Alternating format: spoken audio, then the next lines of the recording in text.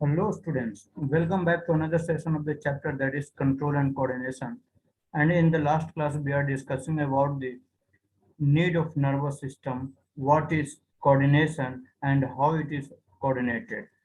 In that session we are discussing about there are two agencies which controls and coordinates the whole body system, that is nervous system, and other is hormonal system, that is also called as endocrine system.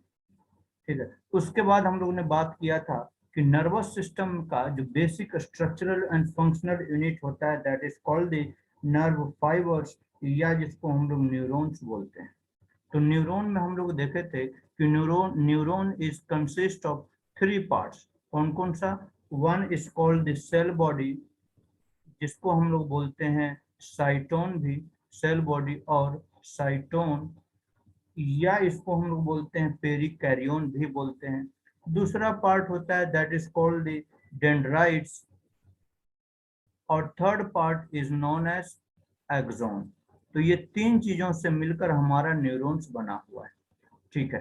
तो हम लोग साइटोन में जो बात किए थे, अगर इसका डायग्राम देखा जाए तो किस टाइप से रहता है, तो हम लोग ये बात किए थे कि ये जो साइटोन पार्ट होता है, this साइटोन is star shape structure. Star shape structure इस तरीके से प्रेजेंट रहता है। ठीक है। उसके बाद फिर हम लोग क्या बोले कि ये star shape structure that is called the perikaryon, और जिसको हम लोग सेल बॉडी बोलते हैं। ठीक है। तो और इसके ऊपर जो एक ट्री लाइक स्ट्रक्चर रहता है जिसको हम लोग डेंड्राइट्स बोलते हैं। तो ये जो दोनों हो जाएगा हमारा डेंड्राइट्स, डेंड्राइट्स। और ये जो सेंटर वाला पार्ट है that is called the nucleus, nucleus. और ये से यहाँ तक के पोर्शन को हम लोग बोलते हैं साइटोन बोलते हैं, या फिर सेल बॉडी बोलते हैं। ठीक है। तो डेंड्राइट्स हो गया, और ये जो लॉन्ग प्रोसेस है इसको हम लोग बोल रहे हैं एक्सोन बोल रहे हैं। ठीक है। और ये एक्सोन टर्मिनेट होता है एक बल्ब लाइक स्ट्रक्चर में, जिसको हम लोग बोलते हैं एक्सोन टर्मिनल बोलते हैं, एक्सोन टर्मिनल बोलते हैं। ठीक है। अच्छा, दिस एक्सोन गेट माइलिनेटेड, मतलब इसके ऊपर एक्सोन के ऊपर एक माइलिन शीथ का कवरिंग किया हुआ रहता है। इस माइलिन शीथ को हम लोग क्या बोलते हैं? इस कवरिंग को हम लोग क्या बोलते हैं? माइलिन शीथ बोलते हैं, माइलिन शीथ। ठीक है। और बीच में देखिए क्या, कि बीच में ये गैप प्रेजेंट रहता है। इस गैप को हम लोग बोलते हैं नोड ऑफ रैनवियर बोलते हैं, नोड ऑफ रैनवियर बोलते हैं। ठीक है। इसके अलावा यहाँ पर अब ये माइलिन शीथ की बात कर रहे हैं, इसके ऊपर कवरिंग किया हुआ है एक्सोन के ऊपर। एक्सोन की अगर सही बात किया जाए तो this is the axon part. ठीक है। इसके ऊपर कवरिंग किया हुआ है किससे? माइलिन शीथ से। और माइलिन शीथ को प्रोडक्शन करने वाला जो सेल्स होता है that is called the Schwann cells बोलते हैं, स्वैन सेल। ठीक है। और माइलिन शीथ का जो सबसे बाहर वाला जो लेयर है इसको हम लोग बोलते हैं क्या चीज? न्यूरोलेमा बोलते हैं। क्या चीज बोलते हैं? न्यूरोलेमा, न्यूरोलेमा। ठीक है। इतना बात समझ में आ गया। और हम लोग लास्ट क्लास में बात किए थे कि ये जो साइटोन या सेल बॉडी होता है उसके पास न्यूक्लियस प्रेजेंट रहता है। इसके अलावा तमाम different types of cells organelles भी प्रेजेंट रहते हैं। ठीक है। और इसके अलावा हम लोग ये एक और बात पढ़े थे कि साइटोन या सेल बॉडी में हम लोग को एक चीज नहीं रहता है। क्या नहीं रहता है? तो सेंट्रोजोम या सेंट्रियोल्स इसमें एब्सेंट रहता है, सेंट्रियोल्स इज एब्सेंट। अब सेंट्रियोल्स का काम क्या है? तो हम लोग ये बात किए थे कि centriole help in cell division, help in cell division. चूंकि इसमें सेंट्रियोल्स नहीं रहता है इसीलिए ये सेल यानी neuron cell is not going to divide. दूसरी बात, एक और खासियत क्या है कि इसमें अब यहाँ पर हम लोग को हर एक टाइप का सेल ऑर्गेनल्स प्रेजेंट रहता है। तो यहाँ पर प्रोटीन सिंथेसिस के लिए राइबोसोम प्रेजेंट न रहते हुए एक स्पेशल टाइप का सेल ऑर्गेनल्स रहता है जिसको हम लोग बोलते हैं निसल्स ग्रैन्यूल बोलते हैं, निसल्स ग्रैन्यूल। ग्रैन्यूल। और निसल्स ग्रैन्यूल का काम क्या है कि this will help in the protein synthesis, protein synthesis के लिए रिस्पॉन्सिबल रहता है। ठीक है, ये हम लोग बात किए थे सेल बॉडी के बारे में। और क्या बात किए थे, ये भी बात किए थे कि जो सेल बॉडी से फाइन स्ट्रक्चर, ट्री के जैसा स्ट्रक्चर, ब्रांचेस नजर आते हैं जिसको हम लोग डेंड्राइट्स बोलते हैं। ठीक है, तो ये हम लोग थोड़ा सा डेंड्रॉन्स या डेंड्राइट्स के बारे में भी डिस्कस कर लेते हैं। क्या बात कर रहे हैं, डेंड्राइट्स। ठीक है, डेंड्राइट्स हो गया। डेंड्राइट्स या dendron, this dendrites come from the term dendrons, come from the term that is dendrons.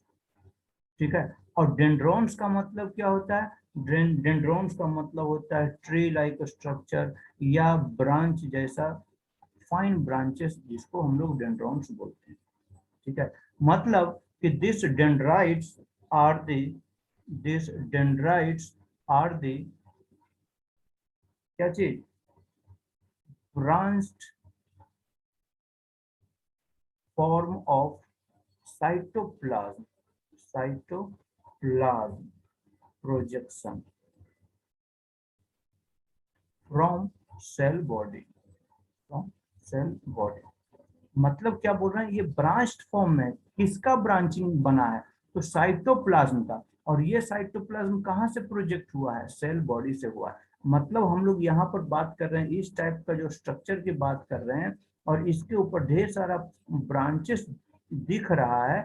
अगर इतना को हम अगर इनलार्ज करके देखा जाए तो क्या देखते हैं, ये इस टाइप से स्ट्रक्चर देखने को तो मिल रहा है, ये वाला फॉर्म हो गया। लेकिन यहाँ पर क्या हो रहा है, ऊपर में क्या हो रहा है कि ये साइटोप्लाज्म ही इस तरीके से फाइन फाइन स्ट्रक्चर बना हुआ है। ठीक है, इस टाइप से फाइन फाइन स्ट्रक्चर बना हुआ, मतलब कि यहाँ पर जो साइटोप्लाज्म प्रेजेंट है वो साइटोप्लाज्म इसके अंदर भी प्रेजेंट रहेगा। ठीक है, इन सभी के अंदर में भी साइटोप्लाज्म प्रेजेंट रहेगा। ठीक है, ठीक है। अब इसका अगर डेंड्राइट्स का काम क्या है, तो डेंड्राइट्स का काम क्या है, हम लोग कल भी बात किए थे कि this will receive the stimulus from the environment and conduct to the cell body. ये सेल बॉडी को इंफॉर्मेशन दे देगा सभी जगह से। ठीक है, तो हम लोग बोल सकते हैं कि this dendrites conduct nerve impulse, nerve impulse, nerve impulse किसको, to cell body, to the cell body या साइटोन बोल सकते हैं।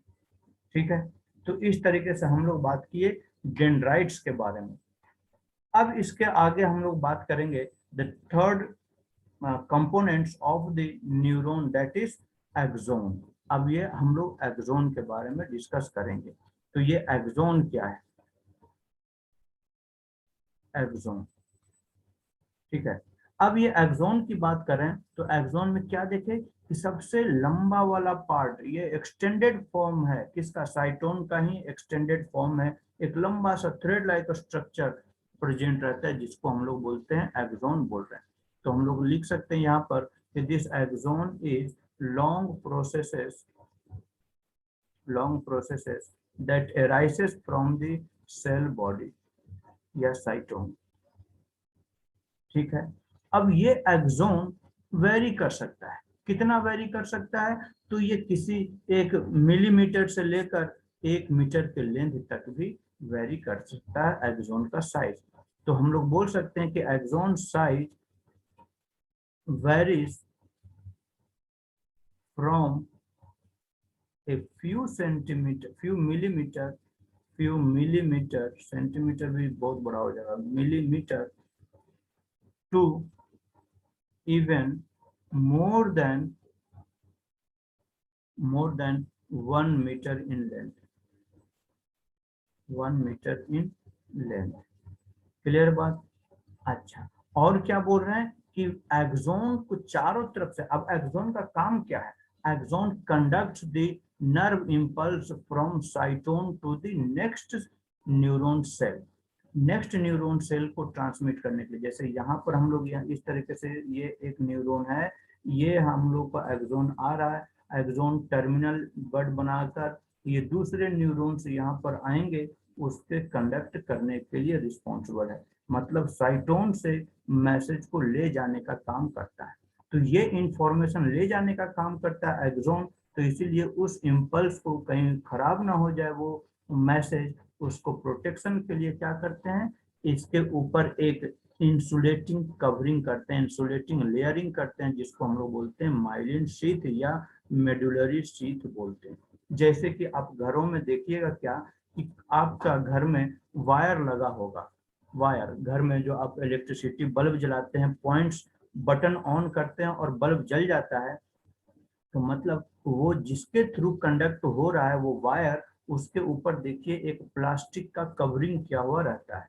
और उसी को क्यों कवरिंग किया हुआ रहता है कि ताकि आप छुइए तो वो आपको करंट ना लगे। ठीक है, इंसुलेटिंग बिहेवियर काम करता है। तो ठीक उसी तरीके से न्यूरॉन्स में भी हम लोग का insulating behaviour, insulating sheath present रहता है, जिसको हम लोग माइलिन शीथ बोलते हैं। तो हम लोग यहाँ पर लिख सकते हैं कि in most neurons, the axon is surrounded by, this axon is surrounded by a insulating sheath called myelin sheath. Myelin sheath। और माइलिन शीथ को और हम लोग क्या बोलते हैं, मेडुलरी शीथ भी बोलते हैं, मेडुलरी शीथ। ठीक है, ठीक है। अब अगर बात करते हैं माइलिन शीथ की, ये बात कर रहे हैं कि ये प्रेजेंट रहता है। अगर इसका कलर देखा जाए तो myelin is white in colour. अब ये इसलिए बतला रहे हैं कि हम लोग अगर जब ब्रेन पढ़ेंगे तो हम लोग वहां पर grey colour and white matter, यानी ग्रे मैटर और व्हाइट मैटर की जब बात करेंगे तो वहां पर समझ में आएगा क्यों व्हाइट है और क्यों ग्रे है, उसके लिए यह बतला रहे हैं। तो यहाँ से एक बात तो समझ में आ गया कि अगर माइलिन प्रेजेंट रहेगा तो उसका अपीयरेंस कैसा कलर का हो जाएगा, व्हाइट कलर का हो जाएगा। और जहां पर नहीं प्रेजेंट है, यानी साइटोन वाला हिस्सा ये सब में नहीं प्रेजेंट है, तो ये ग्रे कलर का दिखेगा। ठीक है। अच्छा, दूसरी बात, this myelin sheath is covered by outer most a thin sheath that is called the न्यूरोलेमा। ये अभी हम लोग जस्ट बात किए थे। तो myelin sheath is covered by an thin sheath called, क्या चीज, न्यूरोलेमा, न्यूरोलेमा। जैसे प्लाज्मा मेम्ब्रेन हम लोग पढ़ रहे हैं, ठीक उसी तरीके से ये माइलिन शीथ का जो बाहरी कवरिंग है उसको हम लोग न्यूरोलेमा बोलते हैं। ठीक है। अब और क्या बोले थे कि हम लोग क्या देख रहे थे, जैसे यहाँ पर देख रहे हैं क्या चीज, माइलिन शीथ का कॉन्टिन्यूअस सिंथेसिस नहीं है, कॉन्टिन्यूअस लेयरिंग नहीं है, बीच बीच में गैप छूटा हुआ है। अगर कॉन्टिन्यूअस की बात करें तो ये यहाँ से यहाँ तक का वो पूरा कवर कर किया हुआ रहता है, एक ही माइलिन लेयर से कवर किया होता है। लेकिन क्या देख रहे हैं यहाँ पर कि myelin sheath is not continuous fashion, बीच बीच में गैप है। और इस गैप को हम लोग क्या बोल रहे हैं, नोड ऑफ रेनवियर, यही बोल रहे हैं। ठीक है। तो वही बात हम यहाँ पर लिखने जा रहे हैं कि this myelin sheath is not, myelin sheath shows gap throughout the length, throughout the throughout the length। ठीक है, which are called, which are called क्या चीज, node of Ranvier, node of Ranvier, जिसको नोड ऑफ रेनवियर बोलते हैं। ठीक है।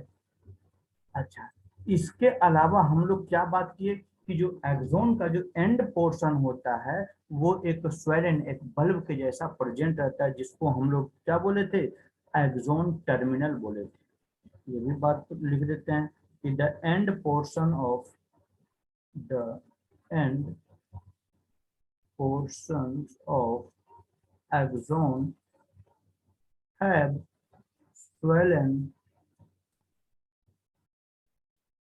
bulb-like structure, bulb-like structure called axon terminal, axon terminal। ठीक है, जिसको हम लोग क्या बोल रहे हैं, एक्सोन टर्मिनल बोलते हैं।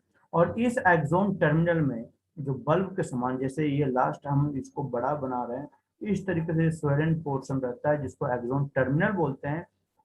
तो इस एक्सोन बल्ब के जैसा स्वेलन बल्ब जो है एक्सोन टर्मिनल, इसके अंदर में एक केमिकल रखता है जिसको हम लोग बोलते हैं न्यूरोट्रांसमीटर बोलते हैं, न्यूरोट्रांसमीटर।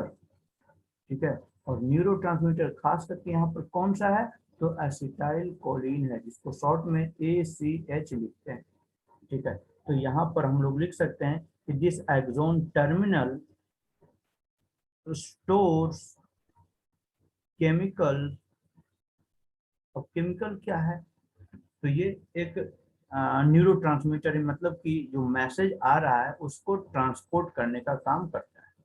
तो this stores the chemical called neurotransmitter, neurotransmitters. Clear है, ये भी बात समझ में आ गया। और अगर मोस्ट कॉमनली न्यूरोट्रांसमीटर की बात करते हैं तो वो कौन सा न्यूरोट्रांसमीटर है, that is acetyl choline, acetyl choline, जिसको शॉर्ट में ACH बोलते हैं। ठीक है, ठीक है। अब क्या बोल रहे हैं कि दिस एक्सोन, ये क्या है, एक्सोन टर्मिनल है। तो ये एक्सोन नेक्स्ट इन न्यूरॉन्स को इंफॉर्मेशन देना है, तो ये किसके पास से जुड़ा हुआ रहेगा, दूसरे न्यूरॉन्स के डेंड्राइट से जुड़ा हुआ रहेगा। लेकिन अब यहाँ पर दोनों न्यूरॉन्स आपस में बिल्कुल टाइट जंक्शन के थ्रू, टाइट जंक्शन मतलब कहने का मतलब ये इस तरीके से बना और बिल्कुल इसी से चिपका हुआ दूसरा न्यूरॉन्स आ गया, ऐसा नहीं है। तो मतलब क्या हुआ कि इसके बीच में, यानी एक न्यूरॉन्स के एक्सोन टर्मिनल और दूसरे न्यूरॉन्स के जो डेंड्रॉन्स होते हैं उसके बीच में एक गैप प्रेजेंट रहता है, और जिसको हम लोग बोलते हैं साइनेप्टिक क्लेफ्ट। और जहां पर दो न्यूरॉन से जुड़ता है उसको हम लोग साइनेप्स बोलते हैं। ठीक है, चलिए तो हम लोग क्या नेक्स्ट इसको भी ये सेंटेंस में लिख लेते हैं कि axon terminal, axon terminal are closely placed near the dendrites of other, यानी नेक्स्ट न्यूरॉन्स की बात करें, नेक्स्ट या other neurons, but they are not connected, tightly connected नहीं है, उसके बीच में गैप प्रेजेंट है। तो the terminal axon terminal are closely placed near the dendrites of the other neurons, they are not connected। और इस जंक्शन पॉइंट को हम लोग क्या बोलते हैं, the junction point is called as, क्या चीज, साइनैप्स, साइनैप्स उसको बोलते हैं। ठीक है, दो न्यूरॉन्स जहां पर जुड़ रहा है उसको हम लोग साइनैप्स बोलते हैं। और चूंकि ये दोनों कनेक्टेड नहीं है तो उसके बीच में गैप प्रेजेंट है, तो उस गैप को हम लोग साइनेप्टिक गैप बोलते हैं या साइनेप्टिक क्लेफ्ट बोलते हैं। तो सच यहाँ पर लिख सकते हैं, such gaps in between the neurons are called synaptic cleft, synaptic cleft. ठीक है, उसको साइनेप्टिक क्लेफ्ट बोलते हैं। मतलब अब इसको अगर हम इनलार्ज करें, किसको, देखिए सिंपली अगर हम लोग यहाँ पर दर्शाते हैं, एक न्यूरॉन इस तरीके से है, उसका एक्सोन आया तो यहाँ पर उसका एक्सोन टर्मिनल बल्ब के समान बना, ये आगे जाएगा यहाँ से दूसरा न्यूरॉन्स का हम लोग को डेंड्राइट्स आएगा। तो डेंड्राइट्स, इसको अगर हम लोग इनलार्ज करके देखा जाए यहाँ पर तो कैसा दिखेगा, तो ये इस तरीके से दिखेगा। एक्सोन बल्ब बना दिए ये, और यहाँ पर हमारा क्या होगा, दूसरा न्यूरॉन्स का डेंड्राइट्स रहेगा। ये neuron first, this is neuron second. Neuron first है तो ये क्या है, एक्सोन टर्मिनल। एक्सोन टर्मिनल जो बल्ब के समान है, टर्मिनल। और एक्सोन न्यूरॉन टू का क्या पार्ट है, दिस इज डेंड्राइट्स। ठीक है, और इसके बीच में जो गैप है, इसी गैप को हम लोग बोलते हैं साइनेप्टिक क्लेफ्ट बोलते हैं, साइनेप्टिक क्लेफ्ट। ठीक है, और इस पूरे प्रोसेस को, इस पूरे स्ट्रक्चर को, यहाँ से ये जो जुड़ रहा है, दो न्यूरॉन्स आपस में जुड़ रहा है, इस पॉइंट्स को हम लोग बोलते हैं साइनैप्स बोलते हैं, साइनैप्स। क्लियर हो गया, क्लियर हो गया। चलिए, तो ये बात तो समझ में आ गया। अब अगर बात किया जाए कि न्यूरॉन्स का कंडक्शन कैसे होता है, यानी नर्व के अंदर में, नर्व फाइबर्स के अंदर में, न्यूरॉन्स के अंदर में इम्पल्स कैसे कंडक्ट होता है, उसकी बात अगर किया जाए तो हम लोग को पढ़ना पड़ेगा क्या चीज, कि नर्व फाइबर्स के अंदर में यानी एक्सोन के अंदर में हम लोग बात करेंगे कि क्या दो प्रोटॉन या क्या दो आयंस प्रेजेंट रहते हैं। तो उसके लिए हम लोग को एक चीज याद रखना पड़ेगा कि सोडियम और पोटेशियम, जो कि हम लोग एक्सक्रीशन में बात किए थे कि जितना भी सोडियम बाहर एग्जिट हो रहा है फिल्ट्रेशन के टाइम में बॉमेंस कैप्सूल में, वो सोडियम को फिर से रीअब्जॉर्ब किया जाएगा। क्यों, क्योंकि अगर वहां पर न्यूरॉन्स में अगर सोडियम की कमी होगी, पोटेशियम की कमी होगी, तो हम लोग का ट्रांसमिशन डिस्टर्ब हो सकता है। ठीक है, तो इसीलिए हम लोग बोल रहे हैं यहाँ पर क्या चीज, कि न्यूरॉन्स के अंदर में दो मॉलिक्यूल्स, किसका, सोडियम, दो मॉलिक्यूल्स जैसे सोडियम और पोटेशियम प्रेजेंट रहता है, उसके ऊपर एम्फेसिस करेंगे। ठीक है, तो हम लोग टॉपिक डालते हैं क्या चीज, transmission of nerve impulse, transmission of. अच्छा, ट्रांसमिशन से पहले एक और थोड़ा सा और डिटेल से देख लीजिए, जरा साइनेप्टिक क्लेफ्ट के बारे में देख लीजिए। तो हम लोग क्या बात कर रहे थे कि जैसे ये हमारा साइनेप्टिक बल्ब है, ठीक है, यहाँ पर हमारा क्या प्रेजेंट है, ये हमारा दूसरा न्यूरॉन, जिसको अब देखिए यहाँ पर हम लोग न्यूरॉन फर्स्ट इसको बोले थे, न्यूरॉन सेकंड इसको बोले थे।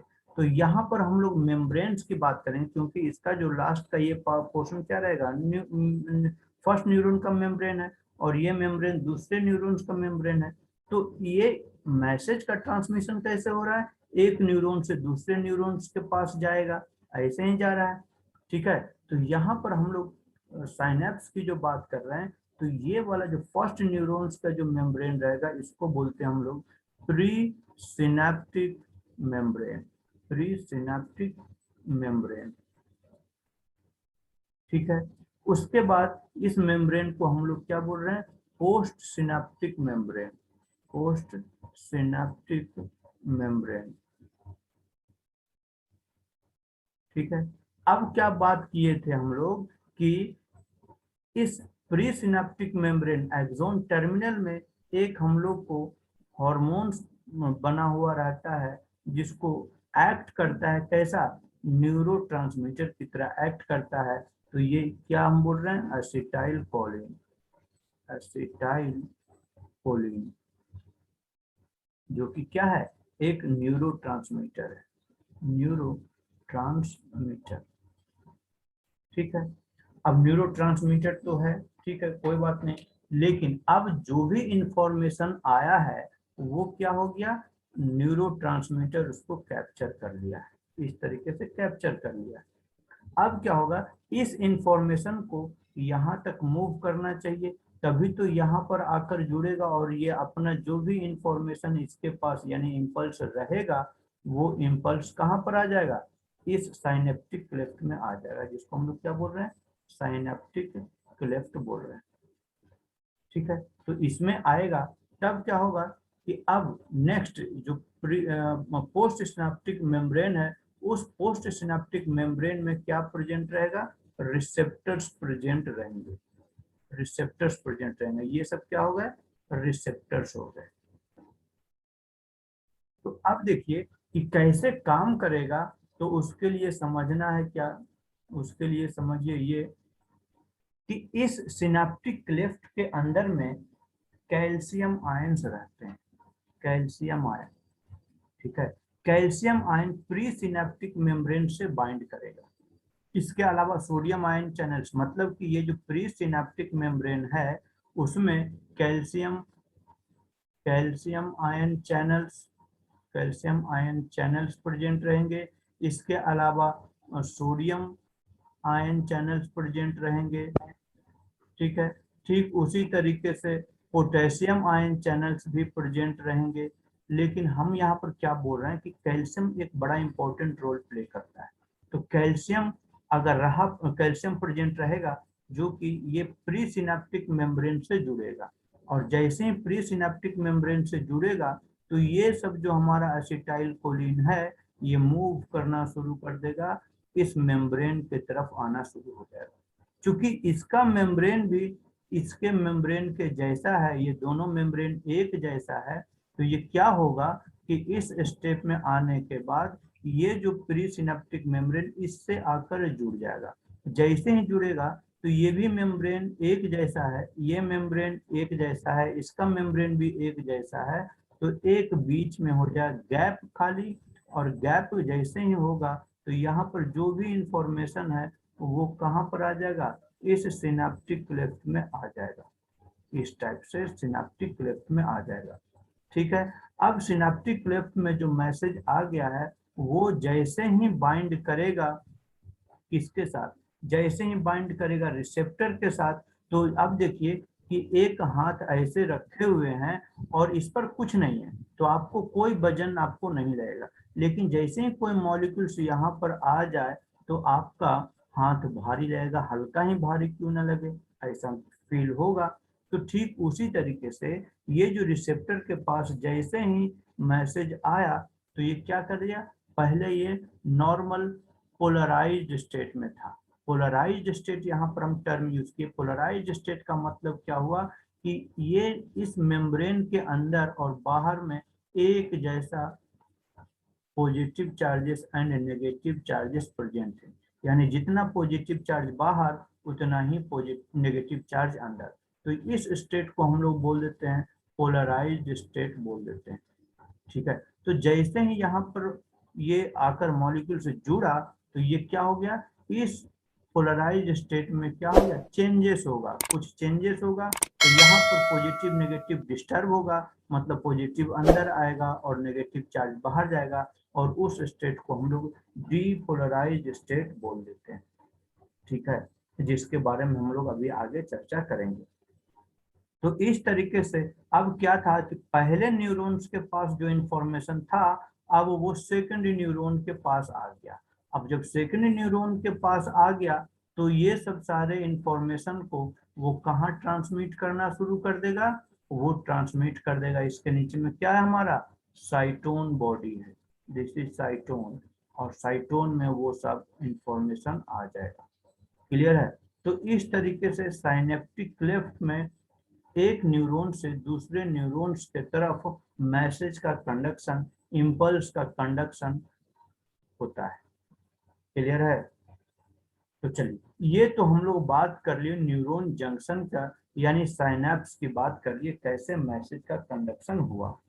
अब हम लोग बात करेंगे कि अब यहाँ पर से ये साइटोन जो है, साइटोन बॉडी है, और इस साइटोन बॉडी से आगे एक्सोन में कैसे जाएगा, तो एक्सोन में कैसे उस पार्ट को यानी उस इम्पल्स को ट्रांसमिशन होगा, उसके बारे में हम लोग डिस्कशन करेंगे। और उसका टॉपिक का नाम क्या रखेंगे, transmission of nerve, transmission of nerve impulse. ठीक है, ट्रांसमिशन ऑफ नर्व इम्पल्स का चर्चा करेंगे। यानी नर्व इम्पल्स यहाँ पर जो अब अच्छा, अब यहाँ पर आपके दिमाग में आएगा कि सर ये इम्पल्स क्या है।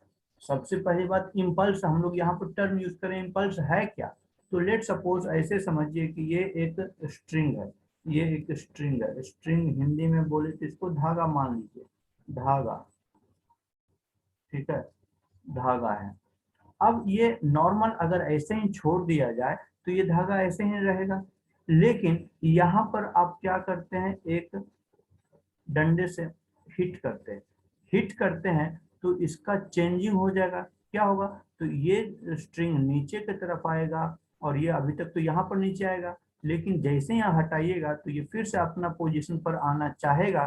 तो ये क्या करेगा, एक वेव जनरेट करेगा। कैसे, तो ये वेव इस तरीके से वो आगे बढ़ता हुआ, ये अभी यहाँ पर है, नेक्स्ट बार में फिर ये ट्रांसमिशन, ये वाला फिर से ये नॉर्मल पोजीशन पर आएगा, तब तक ये वाला आगे बढ़ चुका होगा। कैसे, तो ये यहाँ पर पहुंच गया, फिर यहाँ पर हो जाएगा और ये आगे जुड़ा हुआ रहेगा।